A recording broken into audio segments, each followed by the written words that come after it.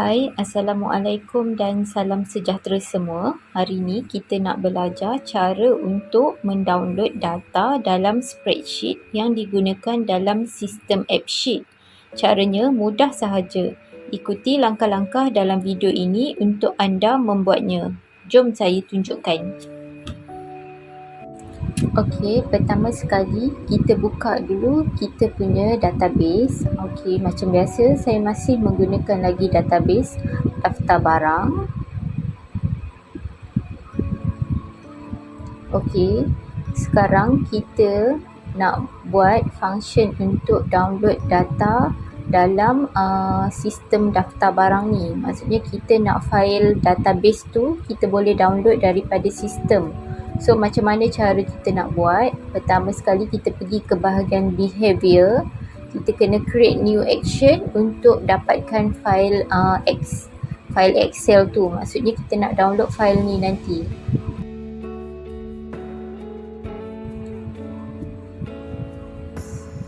User ataupun orang yang nak menggunakan database tu boleh ambil data daripada file mentah tanpa perlu buka kepada back-end system. So daripada AppSheet sendiri, daripada interface AppSheet tu sendiri, kita boleh download file database ni daripada depan maksudnya. So macam mana cara kita nak buat? So kita pergi ke bahagian behavior ni, create new action. Then create new action. So kat sini kita buat nama dia sebagai download file. So kita nak download file yang mana? Kita nak file daftar barang lah. Yang ni database ni kita nak download. So kita pilih file daftar barang. Kemudian do this, kita kena pilih external open a file. So file tu dekat mana? So file tu dekat dalam ni, dekat dalam drive. So dia punya link kita copy yang kat bahagian atas ni. So kita paste dekat dalam behavior tadilah, kat action tu. So kita paste dia punya link.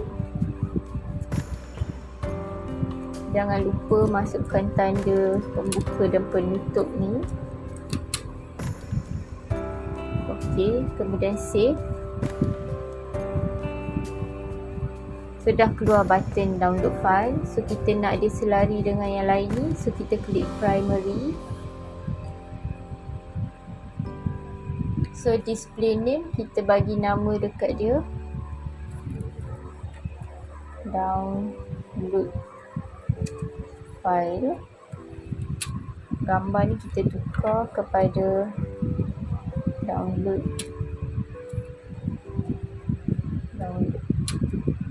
So kita pilih gambar inilah, saya tukar kat sini. Yang lain, okay, need confirmation. Yes, kita nak, bila kita nak download, so akan ada permission lah untuk kita confirmkan sama ada kita nak download ataupun tidak. So kita try save dulu.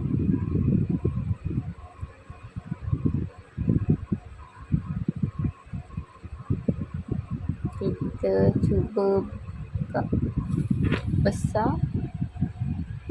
Okey, kita try klik button ni lah, download file ni. Okey, dia kata are you sure? Ini adalah button yang kita klik dekat sini tadi, need confirmation. So kita klik download file. So file tadi pun dah keluar. So kita klik file dan klik file, download Excel file. So kita simpanlah dekat desktop. Kita tengok file tu.